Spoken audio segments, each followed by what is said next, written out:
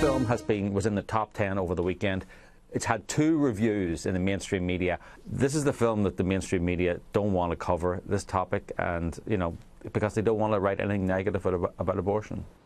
Just days after our interview with the producer of Gosnell, the trial of America's biggest serial killer, there are growing questions about what the outcome of all of this will be and why some have tried to prevent this pro-life movie from becoming a hit. Michelle Malkin, host of Michelle Malkin Investigates on CRTV, joins me now. Michelle, you've been very involved in promoting this movie and working towards the funding of this movie. And it is, despite all of that, successful.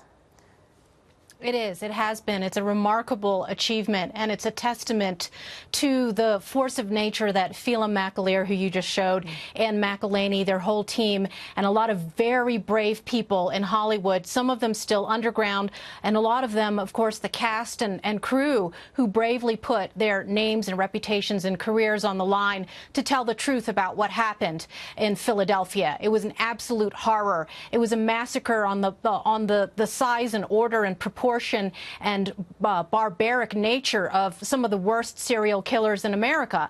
And of course, what's odd, Martha, is that most of the media and Hollywood often have this grotesque fascination with serial killers. They're even deified in pop culture, but nobody wanted to talk about Kermit Gosnell, in large part, just as Phelan mentioned, because they don't want to shed any negative exposure on abortion, even though this man committed atrocities against minority women, poor women in inner city Philadelphia. He murdered dozens, if not hundreds, of born-alive babies, and there were casualties that included a Bhutanese refugee pregnant mother, Karnamaya Mangar. And there were multiple government agencies that sat by and did nothing, even though they were aware because they for were more than terrified 15 to touch years. an abortion clinic because they wanted to make sure that that right was protected. But this is such an important story. And to me, one of the most powerful facts is that all the jurors on the case had to be pro-choice in order to be put on the jury because they wanted them to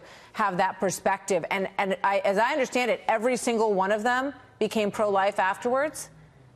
Yes, that is correct. I was at the premiere last Friday in Los Angeles and got to meet the brave detective that is depicted by Dean Cain. Yeah, there were a lot of pro-choice Democrats and pro-abortion liberals that were involved that refused to turn a blind eye to the horror here. And, it is remarkable that this indie film was crowdfunded with 30,000 donors, $2.3 million raised over a 45-day period after the producers had been kicked off of pro-abortion radicals Kickstarter.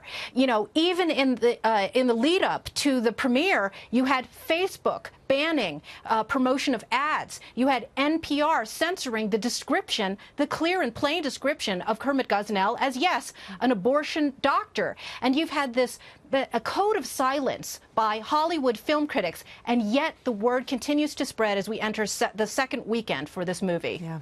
And we should point out that this movie is rated PG-13, so that it is, a lot of what is discussed is not seen in the movie, but it is something that you can, potentially take your older children to, and it's certainly a conversation starter. There is no doubt about it. Yes. As a mother, I feel it's incredibly important, Martha. I really do. Michelle, thank you very much. Michelle Malkin, good to see you tonight.